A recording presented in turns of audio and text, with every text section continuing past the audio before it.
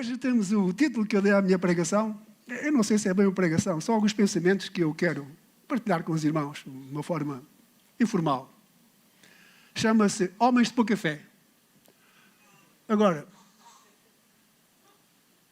o Zé vai pôr ali os Homens de Pouca Fé. Ah, está ali, os Homens de Pouca Fé. Não, eu pensava um título mais pequenino, eu não dei importância tão grande a este título. Eu pensava, estava ali um títulozinho lá em cima e tal. Estava à procura do título. Mas, afinal, Homens de Pouca Fé está ali muito grande. Eu chamo Manuel Adriano Rodrigues, para quem não sabe. Homens de Pouca Fé. Eu quero falar hoje sobre pessoas comuns. Homens de pouca fé. Aqueles que não são grandes estrelas do mundo evangélico. Que não são estrelas gospel. Tu estás quase. Mas ainda estás naquela fé. Eu costumo dizer que a fé rasa, a fé do dia a dia, é a coisa mais espetacular que nós podemos ter. Não é aquela fé grande, mas aquela fé que nos faz ser crentes, amar o Senhor, dar a oferta, dar o dízimo, abraçar o irmão. Esta fé é comum a todos nós. Temos aqui alguns homens de pouca fé hoje. Eu tive alguma dificuldade em arranjar este título. Desde logo porque não tem lá mulheres de pouca fé. Só tem homens de pouca fé. Nos anos 80, eu penso que 85, 86, do século passado, saiu uma lei em Portugal, na Assembleia da República, que obrigava as pessoas que falavam em público, desde que fossem, enfim, assuntos estatais, a pôr homens e mulheres, senhores e cavalheiros. E o célebre portuguesas e portuguesas. E então isso foi lei mesmo. A chatice é que essa lei durou muito pouco tempo. Foi quando começaram a aparecer as primeiras pessoas LGBT, XYZ. E páginas tantas, aquilo, para dizer todas essas sexualidades, estávamos tramados, não dizíamos nada, porque era referenciar 300 e não sei quantas expressões sexuais que nós temos, segundo eu li qualquer coisa no Google. Bom, o Google vale o que vale, mas pronto, eu li por aí essas coisas. E tive dificuldade também porque aquilo parece uma crítica. E hoje vou ser um bocadinho moralista. Não me apetece ser moralista, mas às vezes tem que ser. Mas note, eu vou ser moralista no bom sentido do termo. Há sempre uma parte boa, que eu levo muito a sério as palavras de Bob Dylan. Antes de me criticares, usa os meus sapatos. Às vezes nós criticamos o outro, mas não estamos na circunstância dele. Vemos as coisas do alto. Vemos a coisa noutra perspectiva. Vemos as coisas de um modo diferente. Imagina que você está a ver um prédio. Parte de frente, tem porta, tem varandas, tem janelas. Imagine que outra pessoa está a ver o mesmo prédio, mas da parte de trás. Não tem porta de entrada, não tem janelas, não tem varandas. É o mesmo prédio. Mas é visto de forma diferente, de modo diferente. Aquilo que eu vou descrever sobre aquilo que eu estou a ver é diferente necessariamente. E então essa diferença é uma coisa boa, porque tanto o que vê de frente, como de lado, como de trás, nos ajuda a construir visualmente o prédio. Portanto, os homens de pouca fé não são despiciendos. São extremamente importantes porque têm várias perspectivas da mesma coisa e nos ajudam a entender essas coisas da forma que nós eventualmente não estamos a ver. E isso, para mim, é extremamente importante. E este tema dos homens de pouca fé surgiu-me quando esteve cá o pastor João Cardoso e alguém estava a dizer que uma amiga nossa, conhecida, foi a Israel, e o pastor João dizia que eu não preciso de ir a Israel porque era mais ou menos isto. Eu não quero estar aqui a exagerar, mas é mais ou menos isto. Porque Israel é a igreja do Velho Testamento e a igreja é o Israel no Novo Testamento. Eu disse ao pastor João, mas há uma realidade muito maior, mais superior, mais importante, há um plano de Deus mais importante que o plano para Israel e que o plano para a igreja, que é o plano do reino dos céus. O reino dos céus existe desde sempre e para sempre. Não é um plano temporal. Ele existe desde sempre para sempre. E começou a ser descrito na Bíblia com o Sete. Sete era um dos filhos de Adão.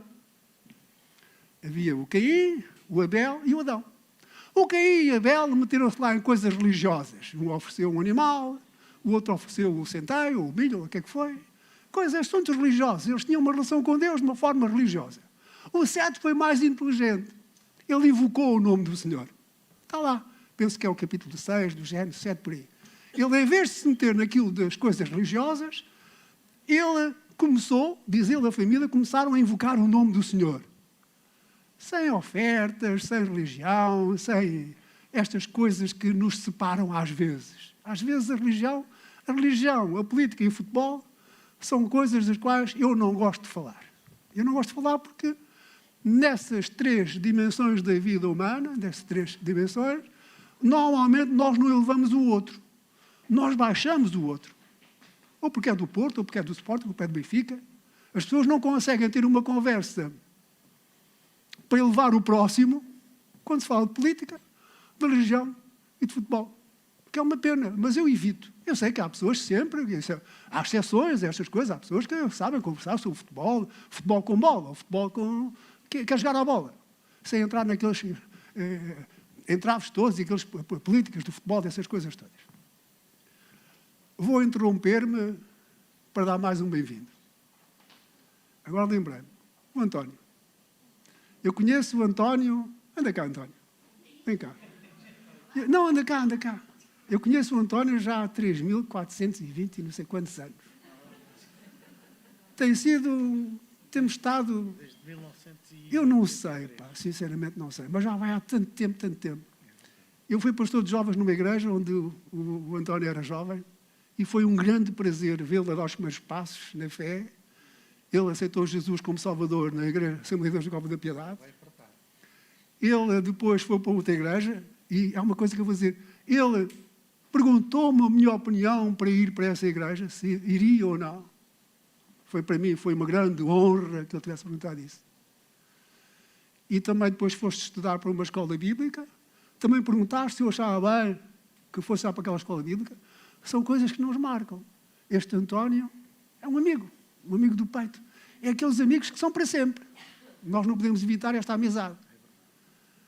Eu espero que vocês amem o António, gostem do António, como gostam de mim.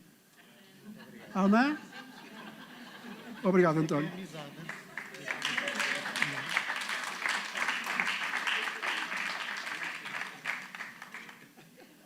São pessoas que estão no nosso coração já há tanto tempo que dificilmente nos vamos esquecer dessas pessoas.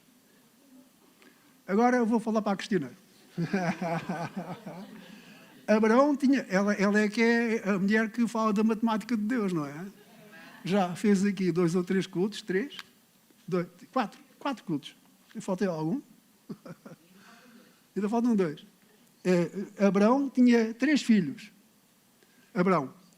Adão tinha 3 filhos. 3 anjos apareceram a Abraão junto aos carvalhais de Mamre. Diz lá na Bíblia. Havia 3 amigos de Daniel na fornalha ardente. O cordão de 3 dobras de Eclesiastes não se parte. Pedro, Tiago e João eram mais próximos, 3, eram mais próximos de Jesus. E a Bíblia diz que devemos ser batizados em nome do Pai, e do Filho e do Espírito Santo. Vou deixar esta pregação para a Cristina, para ela se debruçar sobre o número 3. 3 é a conta que Deus fez. E é muito interessante esta numerologia, estes simbolismos, estas coisas todas que nos dão conhecimento. Ok, vamos então aqui à pregação sobre os homens de pouca fé. Os homens de pouca fé são importantes, como já disse. Em primeiro lugar, os homens de pouca fé podem ser cidadãos de pleno direito do reino de Deus. Vamos ler o primeiro versículo em Mateus 19, 14. Eu espero que o Zé ponha ali aquele versículo para vocês lerem, porque vocês trouxeram a Bíblia em papel.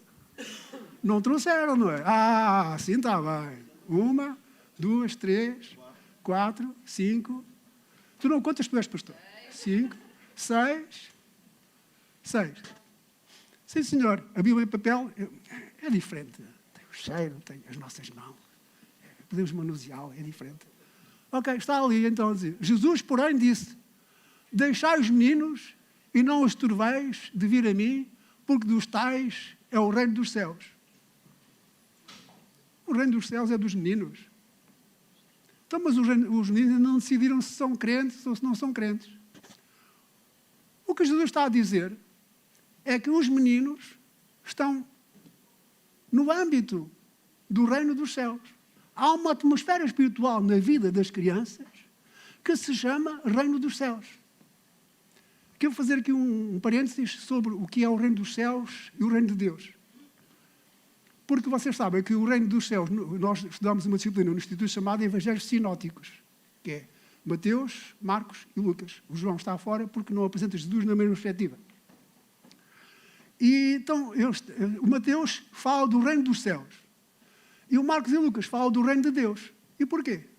Tem tudo a ver com aquele coro, com aquele cântico que nós cantamos. Mateus escreveu para os judeus e a palavra Deus não se pronunciava, não se dizia. Então eu preferi escrever reino dos céus. Enquanto que os outros, como escreveram para os gentios, não tinham essa preocupação, digamos assim, linguística. Então eles escreveram o reino de Deus. É essa pequena diferença, é uma diferença puramente literária. A realidade é a mesma, precisamente a mesma. O reino de Deus, Jesus tinha uma forma muito interessante de mostrar o reino de Deus às pessoas que o seguiam. Desde logo, aquele grande sermão, discurso, como quiser, palestra, do Sermão do Monte.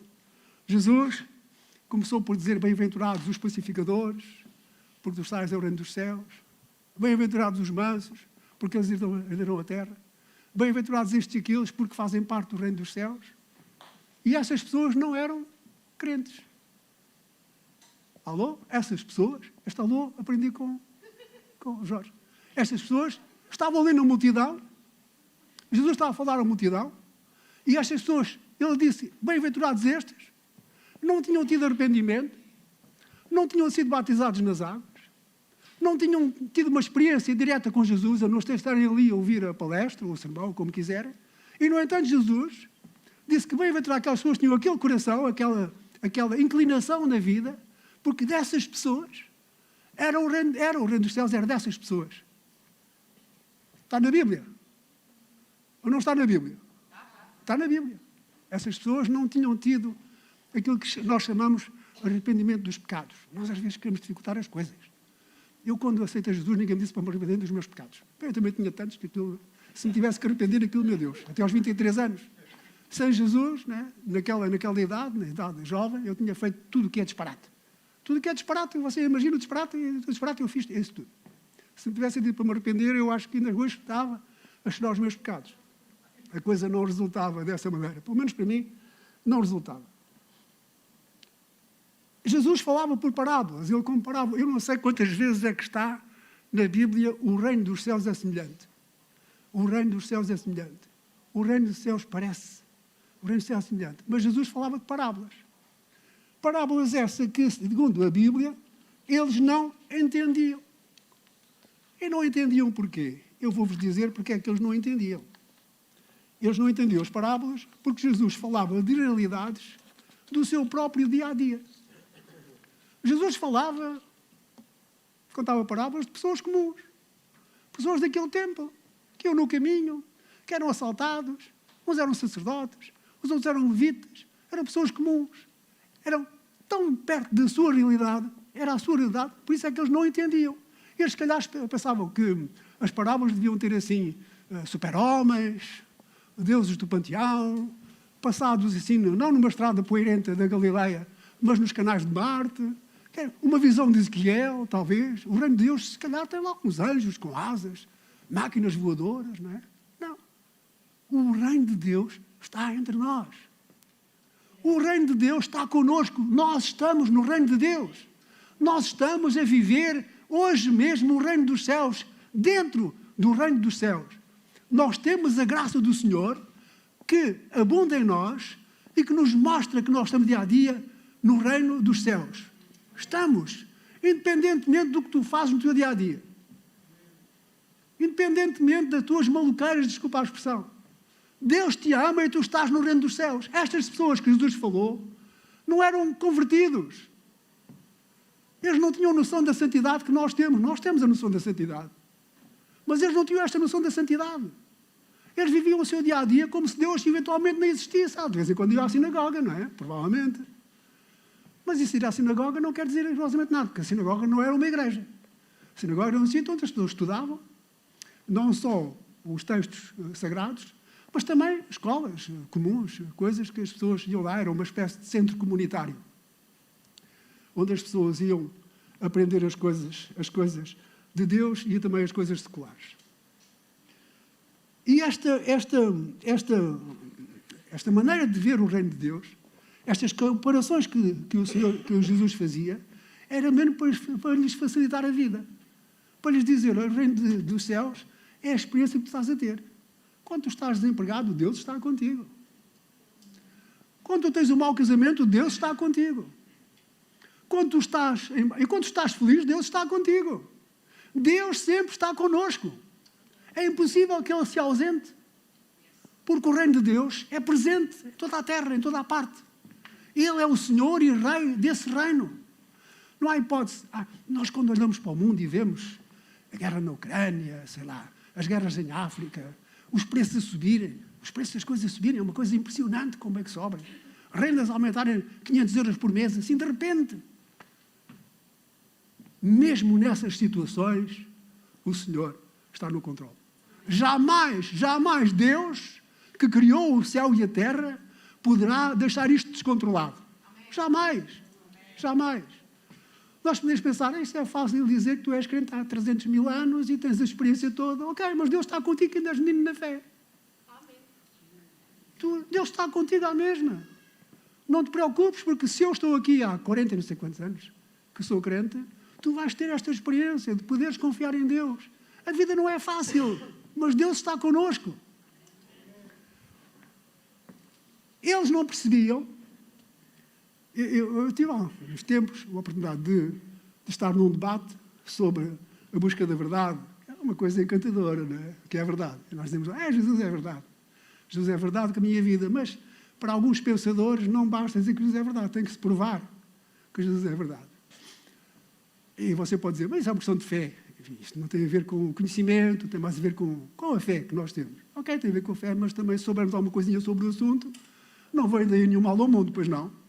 Saber alguma coisa sobre estas coisas também é importante, especialmente. Imagino que eu vou falar com o Zé, que é um rapaz que tem conhecimentos, portanto, ao nível universitário, e eu vou-lhe falar daquela linguagem, o chamado evangeliquez. Vou-lhe falar da unção do Espírito Santo. Ele não faz ideia o que isso é, da unção do Espírito Santo. Ou vou-lhe falar da graça de Deus, que ele vai pensar que Deus é engraçado. Ou vou-lhe falar da nossa linguagem comum.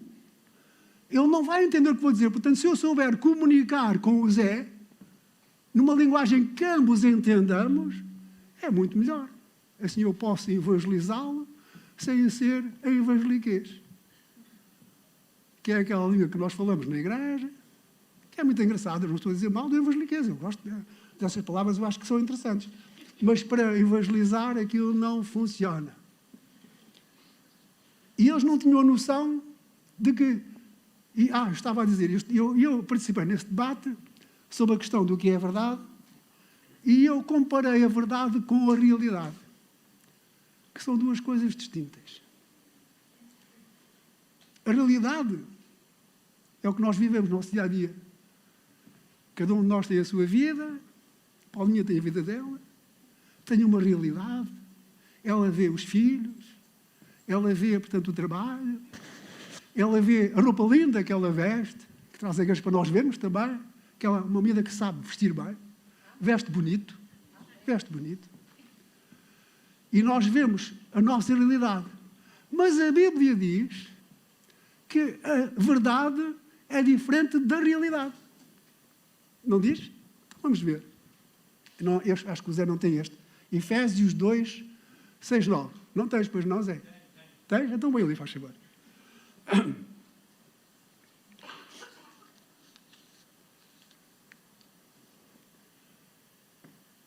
Isto está a dizer, o autor de Efésios, provavelmente o apóstolo Paulo, está a dizer que Jesus nos suscitou juntamente com ele e nos fez assentar nos lugares celestiais em Cristo Jesus, para mostrar nos séculos vindouros as abundantes riquezas da sua graça pela sua benignidade para conosco em Cristo Jesus.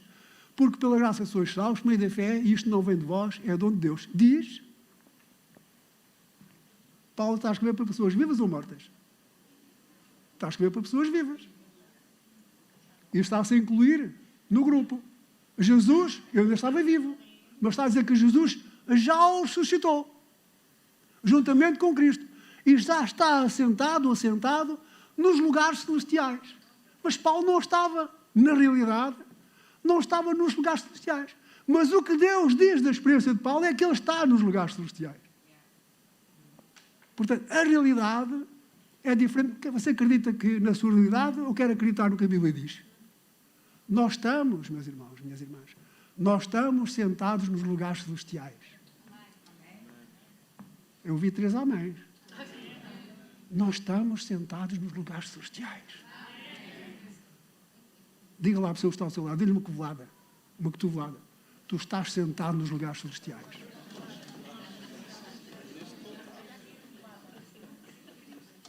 Às vezes nós somos levados a pensar que não, que esta palavra isso era só para aquele tempo e contextualmente isto é para os Efésios, que eram uns tipos muito espirituais e tinham aqueles dons do Espírito Santo e essas coisas.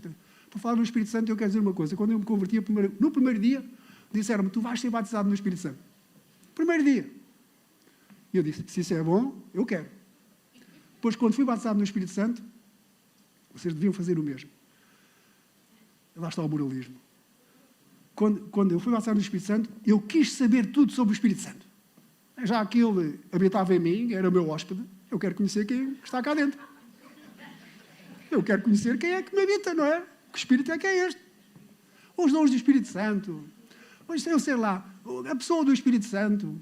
Havia, eu acho, nos anos 70 e 80, havia tanta literatura sobre o Espírito Santo. Onde é que para essa literatura?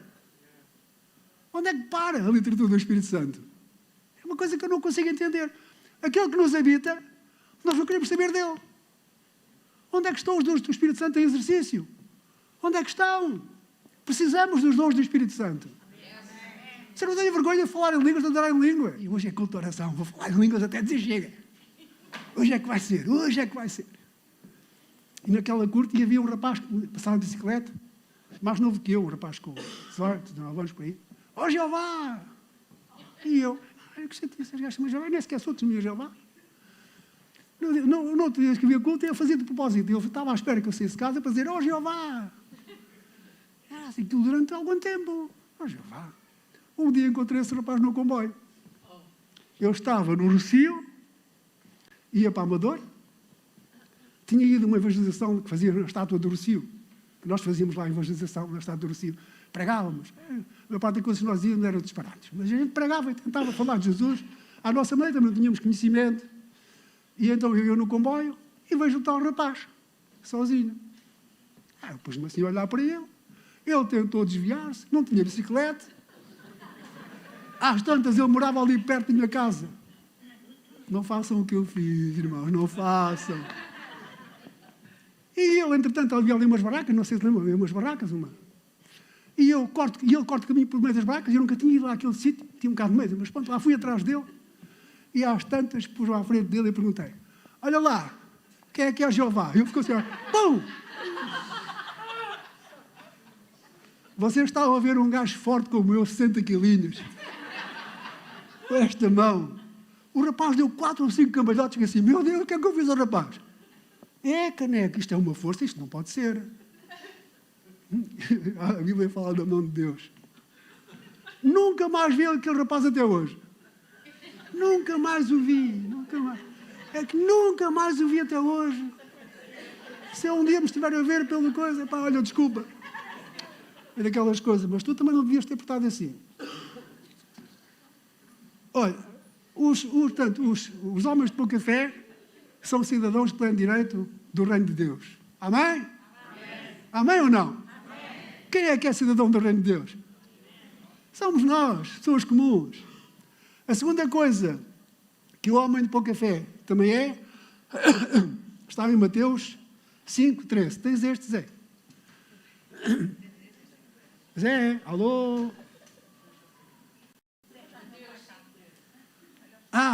Já está ali. Ele é mais rápido que eu. Vós sois o sal da terra, e se o sal for insípido, com que se há de salgar? Para nada mais presta, senão para lançar fora e ser pisado pelos homens. Vós sois o sal da terra, e noutro sítio diz, vós sois o sal da terra e a luz do mundo. Nós todos sabemos o significado simbólico do sal, e que o sal era para salgar, e o sal era para pagar os ordenados dos militares romanos, né? Recebiam sal, porque aquilo era uma coisa caríssima, mas aquilo tinha um valor incalculável. Você tinha uma pitada de sal, eu ainda me lembro quando éramos miúdos, o sal era caro. Então, muitas vezes eu fui à minha vizinha para me dar uma pitada de sal. Nós íamos, e ela vinha à minha casa, por exemplo, para pedir fósforos. E havia aquele sentido comunitário, que quando alguém não tinha uma coisa, ia pedir ao outro, e pronto, nós assim nos podíamos ver isto. Isto nos tempos antigos. Quantos minutos é que eu tenho? 9 minutos? Jesus, 9 minutos, deixa-me cá despachar. Nós somos o sal da terra e a luz do mundo. Olha, nós precisamos de pessoas de pouca fé, mas que queiram realmente ser a luz do mundo. Quem é que quer ser a luz do mundo? Olha, a luz do mundo. Eu vou dar exemplos de pessoas de pouca fé que foram luzes enormes, que iluminaram o mundo. Madre Teresa de Calcutá. Uma vez, numa entrevista, disse, eu não sei bem se Deus existe, porque quando eu vejo esta miséria toda, estas pessoas a sofrerem todos estes problemas, eu às vezes duvido da existência de Deus, mas eu não posso fazer nada se não continuar a ajudar estas pessoas. Ela não era assim uma mulher de uma grande fé, mas ela era a luz do mundo. Amém? Ela era a luz do mundo. Os homens de pouca fé podem ser a luz do mundo. Nelson Mandela, o homem que esteve preso, agora vou dizer uma palavra que eu só não gosto, uma porrada de anos. Esteve preso. Perdoou aquelas pessoas que o prenderam. Esteve lá uma série de anos. Ele não era um crente conhecido, mas ele foi uma luz para o mundo. Era um homem de pouca fé, ok? Mas era uma pessoa que foi luz. Pelo menos para mim foi. Luz do mundo, um exemplo a seguir. Mahatma Gandhi, o grande líder indiano, um homem espetacular. Dizem os livros que ele era homossexual. Não interessa nada. Você não liga a essas coisas que dizem que este é isto e aquilo. Quer dizer, o que interessa é que ele foi um grande homem. Ele podia ter vencido o exército do Império Britânico assim na brincadeira. A Índia é um país enorme, imenso. Eles tratavam do Império Britânico em 2 dias. E ele apelou à paz. Disse, não, vocês não têm que matar os britânicos. Eles estiveram cá para nos ajudar durante estes anos. Nós queremos que eles vão embora, mas nós vamos respeitar as suas vidas e não vamos ter nenhuma guerra com a Inglaterra, com o Império Britânico. Se tivessem feito isto nas colónias, não é?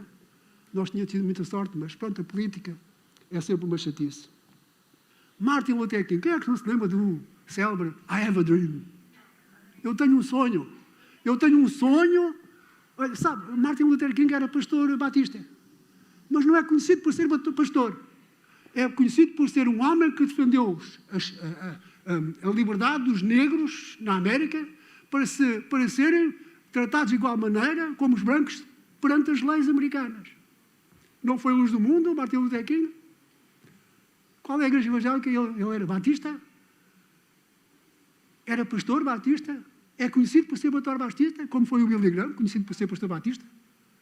Não. Outra luz do mundo, o Billy Graham. Nós temos no século XX e no século XXI está a emergir, eu pelo menos não tenho estas referências, mas nós temos estes grandes homens que foram, embora sendo pessoas de pouca fé, eles foram luz do mundo. Eu vou terminar com o terceiro ponto. 1 Coríntios 12, 31. Está ali? E ainda que tivesse o dom de profecia, e conhecesse todos os mistérios e toda a ciência, e ainda que tivesse toda a fé, de maneira tal que transportasse os montes e não tivesse amor, é impressionante, não é? Nós, às vezes, estamos com as coisas trocadas. Eu preciso de pé para enfrentar. Se calhar tu precisas é de amor. Olha, eu com 40 e poucos anos comecei a descobrir que eu não era assim um grande espingarda na fé. Eu não tinha fé para transportar montanhas. Olha, se eu tivesse para transportar montanhas, naquela altura, ou hoje, olha, eu resolvi o problema do... Onde é que ele está agora? Onde é que ele está? Do Suva. O Suva gosta de passear nas montanhas, está ali. E eu punha o Jerez ao pé de Carnaxide. Então ele, em vez de estar ausentado da família durante dias e dias para andar lá a caminhar nas montanhas, estava ali perto de Carnaxide, podia almoçar a casa e, graças a mim, que traspasse montanhas, punha a montanha perto da casa do Silva. Não era espetacular, Silva? Não queres? Eu sei, tu queres é desopilar, ir embora, essas coisas todas. Olha, não tinha fé para ressuscitar mortos. Eu dizia, pá, eu não tenho fé para ressuscitar mortos. Não, se eu tivesse fé para ressuscitar... Todos nós temos algumas pessoas que faleceram que nós gostaríamos que ainda estivessem connosco, não é? Uma fé daquelas fazia-me falta. Mas eu, com 40 e poucos anos, bem, a vida começa aos 40, não é o que dizem? E a lucidez da vida começa aos 40. Dizem os entendidos, não sei. Eu comecei naquela altura a pensar que se calhar a fé, que transporta montanhas, que ressuscita mortos, não é bem o caminho que Deus tem para ti. Olha, eu não tinha fé para transformar água em vinho. Se eu tivesse essa fé para transformar água em vinho, eu ia ao chão comprar garrafões de 5 litros de água. E depois oferecia a cada um de vocês uma garrafa de Dona Maria. Daquelas boas. Não era maravilha se o Adriano tivesse fé para transformar água em vinho? Não era? Não era, Zé? Vinho é tinto, ok? Já combinámos que eu sou como essa de Queiroz, só bebo branco quando não há vinho. Quando não há vinho eu bebo branco, mas de modo geral o vinho é o tintinho. Vocês não gostam, ok? Vocês não gostam. Mas gostam? Eu por acaso eu não tinha fé para andar sobre as águas. Olha, eu por acaso uma vez estava com o pastor Jacinto Martins, não sei se vocês já ouviram falar ou conhecem, e fomos ali para o Castro Sodré. O Castro Sodré agora está tudo bonitinho, tem lá o passeio marítimo, passam lá centenas de milhares de pessoas todos os dias, mas antigamente aquilo era um sítio esquisitíssimo para se estar. Muita prostituição, muito bandido, muita droga, essas coisas assim. E então eu, com o pastor Jacinto Martins, nós decidimos ir orar para o Castro Sodré. Havia lá um morro com pedras e isso tudo, e nós fomos lá. Aqui nós estávamos e estava o rio. Estávamos a falar línguas, uma hora e meia, 2 horas, daqueles cânticos de línguas que aquilo depois misturou-se as vozes, e aquilo é muito engraçado. Temos ali, desculpa a expressão, a curtir aquela experiência. E às tantas pensamos em simultâneo, se calhar este é o momento certo para atravessar para Cacilhas a pé. Agora é que vai ser. Temos fé, estamos cheios do Espírito Santo, estamos aqui a orar em línguas, a cantar em línguas. Desta vez é que vai ser. Eu ainda não conhecia a ação, que se tivesse conhecido a ação, tinha passado a pé.